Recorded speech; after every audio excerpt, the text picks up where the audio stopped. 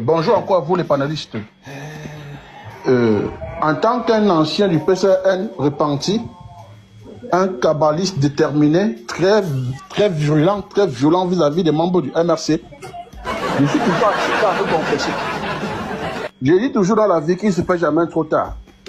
Tout à l'heure, j'ai mon collègue qui est venu là tout à l'heure, toujours dans la dissuasion, dans la diffamation, toujours dans la victimisation. Moi, je l'invite au bon sentiment.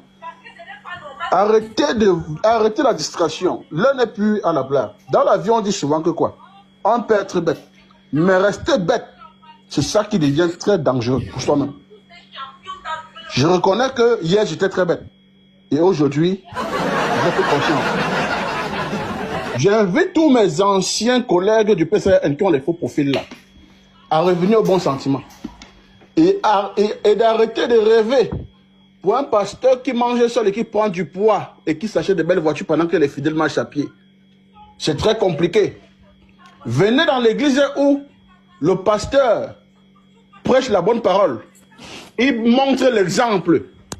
Et il est au service de tous les serviteurs. On n'est pas en train de lui servir, mais c'est lui qui sert. Là, c'est la bonne église. Donc, moi, de renavant, ma logique, c'est le MRC. Et mon nouveau maître politique, c'est son excellence, le professeur Maurice Kamto, qui a toujours été juste, qui a toujours dit qu'il ne nous trahirait jamais, et qui n'a jamais trahi. Pas ceux qui disent que je ne vous trahirai jamais, mais la nuit, on connaît. On connaît les églises. Donc, mes frères du PCN là, revenez au bon sentiment, les gars. Arrêtez ces affaires-là. Vous voyez un parti que tous les membres s'appellent toujours Congo. Mais c'est eux qui viennent dire que d'autres sont des gens du village. Mais tous les membres sont tous là, les Ngo. Les Ngo. Vous avez fait le constat. C'est une même aire géographique. Mais on n'entre pas dans ça. Ils sont en train de dire que c'est l'autre qui est tribaliste. Pourtant, même dans les programmes politiques, il y a du tribalisme. La communauté est montée, communauté est descendue. Il n'y a pas de programme, on parle que du village. Donc les gars, merci de toujours me passer la parole. C'est toujours un plaisir d'être parmi vous. Je suis le repenti. Et je suis là avec vous, jusqu'à la gare. Et c'est le pays qui va changer pour tout le monde. Merci. Merci beaucoup, mon frère le bourgeois. Merci. Lorsqu'en 2018, cette jeunesse camerounaise, perdue, à la recherche de ses repères, à la recherche de son Mao Tse-tung Zedong, à la recherche de son Messie, rencontre Maurice Kamto, qui a un programme politique solide et qui peut les sortir du gouffre dans lequel il se trouve. D'aucuns adhèrent et d'aucuns trouvent le moyen de dire non, il est un Bamileke. D'aucuns trouvent le moyen de dire non, il est trop vieux, il faut qu'on cherche un jeune. Mais d'où va sortir ce jeune-là? D'où va sortir ce jeune? De nulle part, comme ça, de nulle part.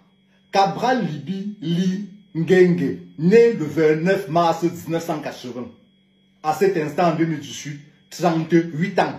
Il a une seule jumelle qui ne suivit pas, malheureusement. Bref, c'est pas ça le débat. D'où est-ce qu'il sort ce jeune? Ah oui, c'est un jeune comme nous. Les jeunes font confiance à ce jeune Cabral. Le prennent comme une couche d'hibernation. Le prennent comme la couche protectrice qui va les protéger de ce gang de brigands de 1982 qui les marginalise, qui les a servis depuis à la mendicité. Ces jeunes font confiance à Cabral Libi. Ces jeunes élèvent Cabral Libi. C'est inconnu. Personne ne se pose la question de savoir quel est le parcours politique de Cabral Libi. Mais on est au continent. Le simple fait d'être un jeune est synonyme de programme politique. Pourquoi pas? Pourquoi pas? Cabral Libi, qu'est-ce qu'il a fait? Ah non, il a fait les études de droit politique à l'université de Soa à Yaoundé 2. À Yaoundé. Oui, bref, c'est la capitale politique du Cameroun. Qu'est-ce qu'il a mis en place? On ne sait pas. Mais les jeunes le suivent. À chaque sortie de Cabral Libi, c'est une liesse de jeunes qui croient à ce jeune, sans savoir que malheureusement, ce joyau est un géant au pied d'argile. Ça veut dire, il est sorti du même moule que celui de leur bourreau, qui les marginalisé et les a servi la mendicité depuis 43 ans. Oui, à chaque fois, le jeune a cru en toi, Kouagne. Voilà ce que les jeunes pensaient de toi. J'ai vu Cabal à la télévision, j'ai eu envie d'oser. Aujourd'hui, Cabal m'a transformé. Cabal m'a permis de découvrir une autre partie de moi. Aujourd'hui, je sais oser. Aujourd'hui, j'ai le courage de faire certaines choses. Je veux un vote, pas un vote massif seulement. Et avec contrôle. Parce que moi, je quitte de Bonabéry. j'ai pris de la voiture que non. Eh oui, Cabral, tu as trahi cette jeunesse qui a cru en toi. Tu as trahi cette jeunesse perdue qui avait dit que voilà un jeune comme nous qui peut nous sortir de cette merde dans laquelle on se trouve. Tu as donné raison à ceux-là qui ont dit tu ne valais pas la peine. Oui, aujourd'hui que tu as pris de l'argent, que tu as mangé et que tu as pris du poids. Voilà ce que tu racontes à cette jeunesse aujourd'hui en 2025. Honte à toi. Eh Cabral, honte à toi. Voilà ce que tu dis. Alors, lui, David dit, le bavardage n'est pas la politique, Kouagny. Ton plus grand problème, c'est la famine.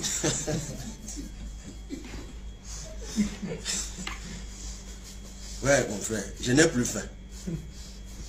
Si j'ai encore faim maintenant, vraiment, c'est que c'est pas normal. Un député, ça gagne 1 million de francs CFA au Cameroun. Donc, j'ai réussi quand même à me faire quelques provisions pour pouvoir manger à ma faim.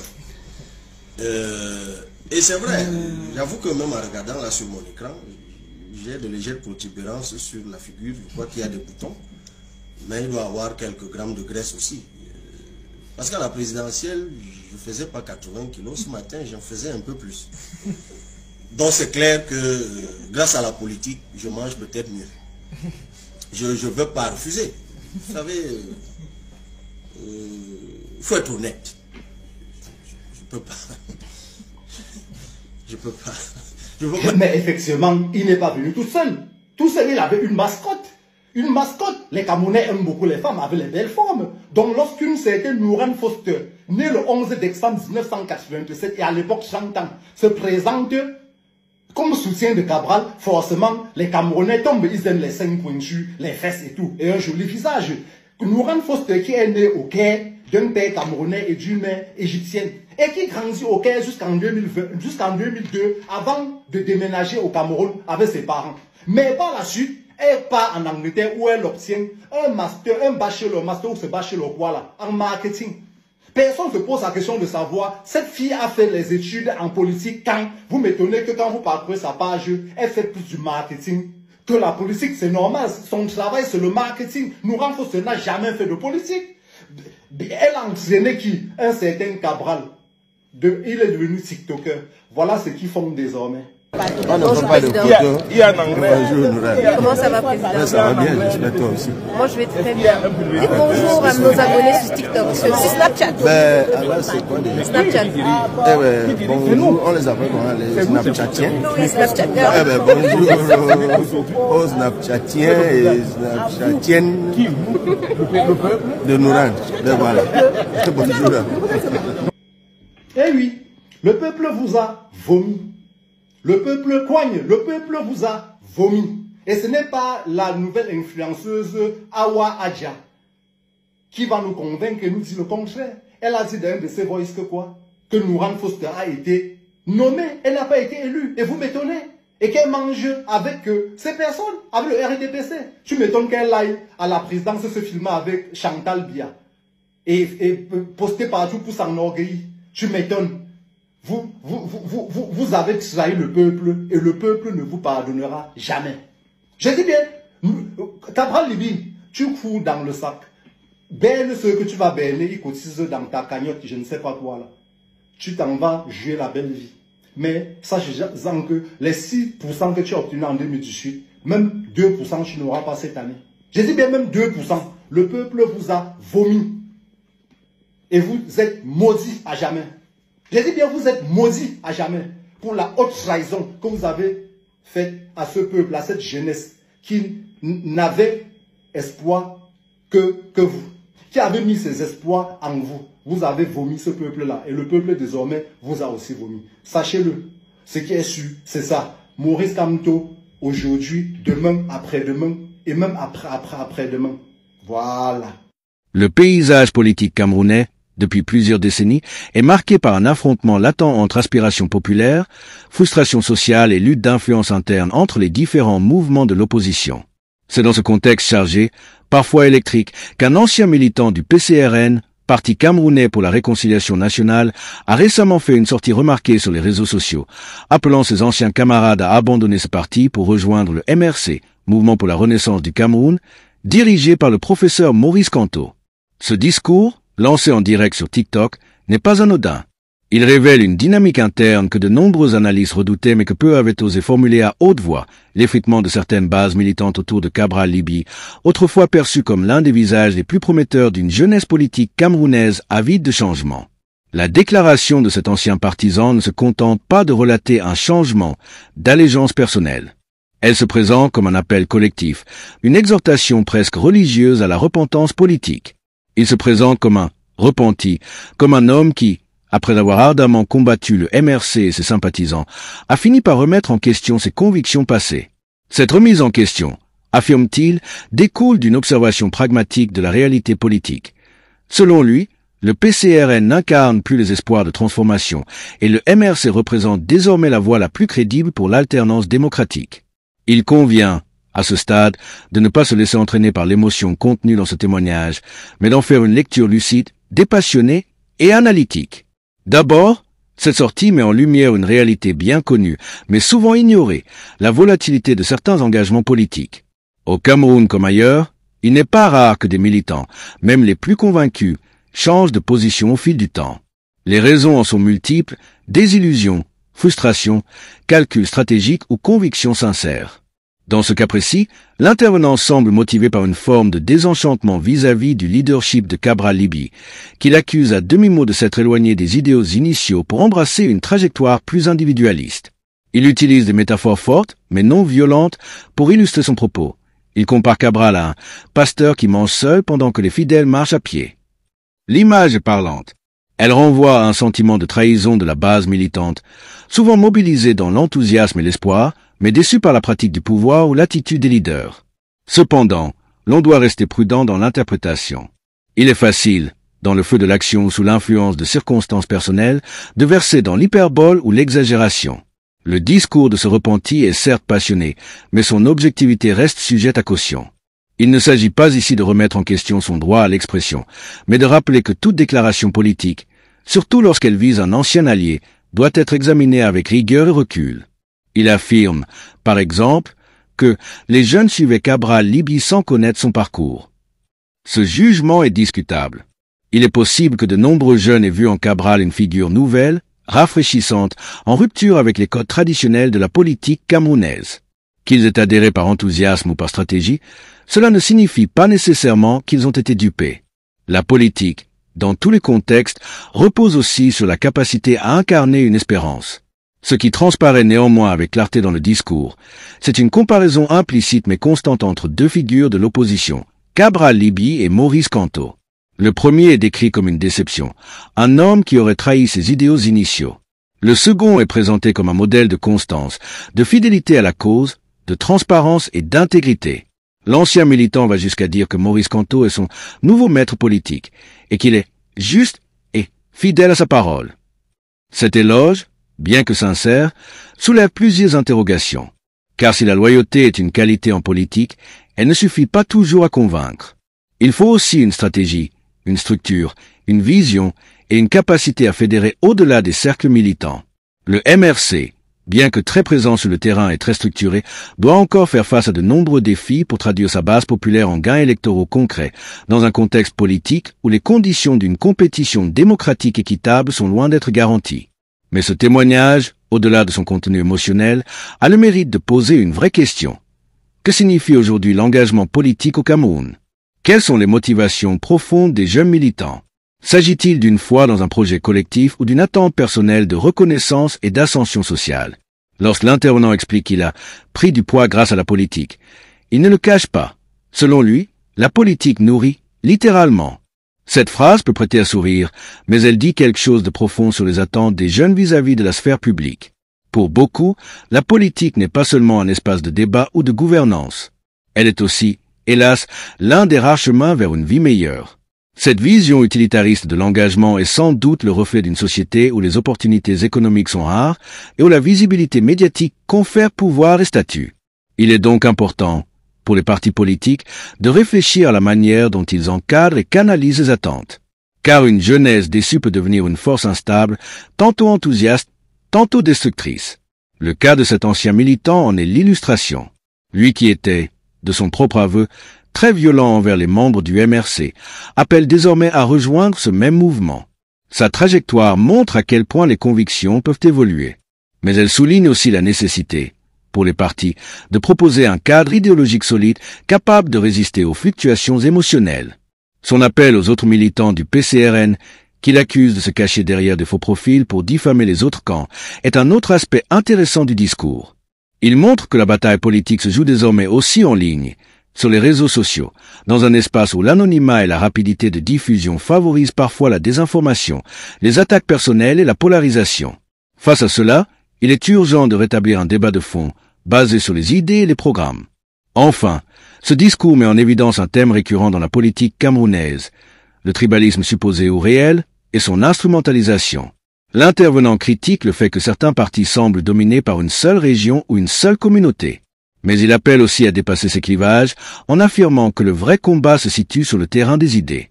C'est une position saine et qui mérite d'être soutenue. L'analyse du témoignage de cet ancien militant du PCRN ne saurait être complète sans s'interroger plus profondément sur ce qu'il incarne. Car au-delà d'un simple changement de parti, c'est tout un processus psychologique et politique de désillusion, de prise de conscience, puis de repositionnement stratégique qui s'exprime. Son récit est celui d'un homme qui dit avoir cru en un projet porté par un jeune leader dynamique, mais qui affirme s'être heurté à une réalité différente de celle qu'il avait imaginée. C'est un phénomène courant en politique. Le décalage entre les promesses électorales et les pratiques réelles des partis, entre l'image médiatique d'un leader et la manière dont il exerce son autorité en interne. Il faut ici rappeler que Cabral Libye, en 2018, avait se séduire une part importante de la jeunesse camerounaise par un discours novateur, une posture d'indépendance et un style disruptif. Son langage direct, sa capacité à occuper l'espace médiatique et sa relative jeunesse en faisaient une figure à part dans le paysage politique traditionnel. Beaucoup y voyaient une alternative crédible, un souffle neuf capable de bousculer les vieux schémas. Mais comme le souligne le témoignage de l'ancien militant, cette image semble s'être altérée avec le temps. Il évoque un Cabral Libye qui a pris du poids, non pas dans le sens physiologique seulement, mais comme une métaphore d'un homme politique qui aurait goûté aux privilèges du pouvoir, s'y serait conforté et se serait éloigné des bases. Cette critique n'est pas nouvelle. D'autres voix, dans l'opposition ou la société civile, ont également exprimé une forme de frustration face à ce qu'ils perçoivent comme un éloignement progressif entre le discours initial et les actes concrets. Il est vrai qu'en politique, l'exercice du pouvoir ou même l'accès à des postes institutionnels peut transformer les ambitions. Certains y voient une trahison, d'autres y voient une forme d'adaptation nécessaire. La vérité se situe probablement entre les deux. Mais dans le cas présent, ce basculement est interprété par certains militants comme une abdication des principes initiaux. Cela nourrit une amertume qui, à son tour, alimente les départs et les ruptures. Le discours de ce militant est également marqué par une forte nostalgie militante, mêlée à une nouvelle ferveur presque religieuse envers Maurice Kamto.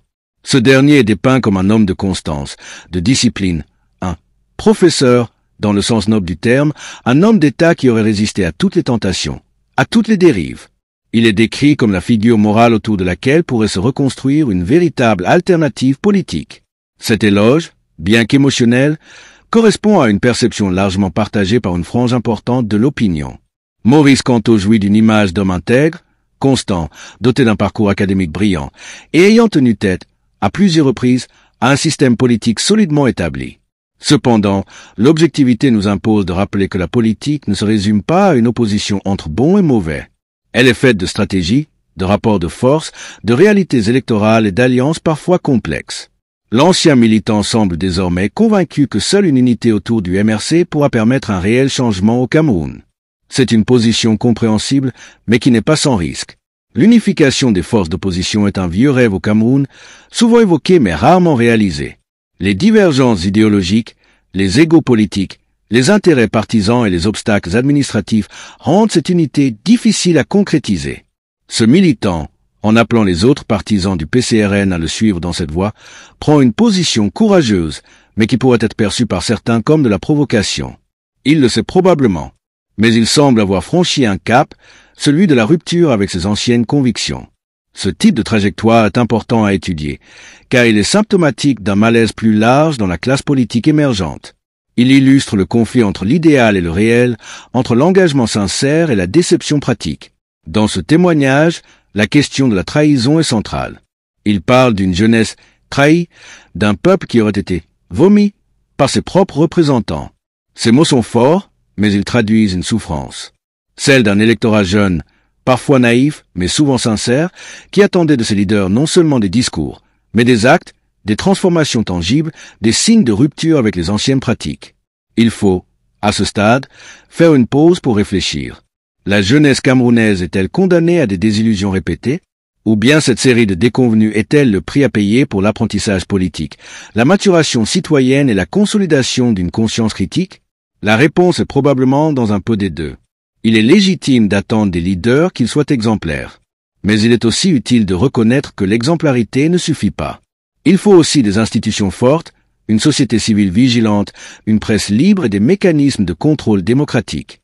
Or, dans un système comme celui du Cameroun, où l'opposition évolue dans un environnement contraint, où les élections sont sujettes à controverses, où les médias sont parfois intimidés, il est difficile d'évaluer objectivement la performance des leaders.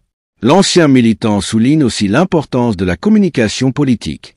Il critique le recours à des figures médiatiques pour séduire l'électorat, en l'occurrence des influenceuses populaires.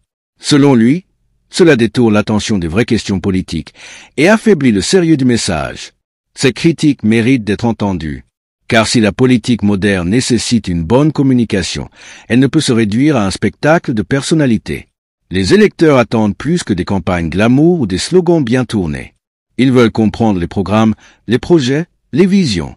Ils veulent savoir qui prendra soin de leur éducation, de leur santé, de leur emploi. La personnalisation excessive de la politique, son esthétisation outrancière, peut éloigner les citoyens des vrais débats. Et à long terme, cela peut nuire à la qualité de la démocratie. Il faut aussi reconnaître que le témoignage de ce repenti révèle un certain désarroi idéologique. À aucun moment il ne parle véritablement de programmes concrets, de projets de société, de visions alternatives. Tout semble centré sur des figures, Cabral, Kanto, Nourane. Cette focalisation sur les personnes, plutôt que sur les idées, reflète une tendance plus large dans les politiques d'opposition africaines. Or, la politique doit être un débat d'idées, pas une guerre de clans. Il est temps que les leaders, comme leurs partisans, prennent conscience que l'avenir du Cameroun ne se jouera pas sur la popularité d'un individu, mais sur la capacité collective à penser un autre modèle de société, inclusif, équitable, respectueux des droits fondamentaux et porteur de développement durable. Dans cette optique, la transition politique tant espérée ne pourra se faire sans une réforme en profondeur de la culture politique elle-même. Il faut passer d'une logique d'appartenance émotionnelle à une logique de responsabilité citoyenne. Il faut que chaque électeur devienne un acteur conscient, informé, critique et non un simple fan galvanisé par des discours enflammés.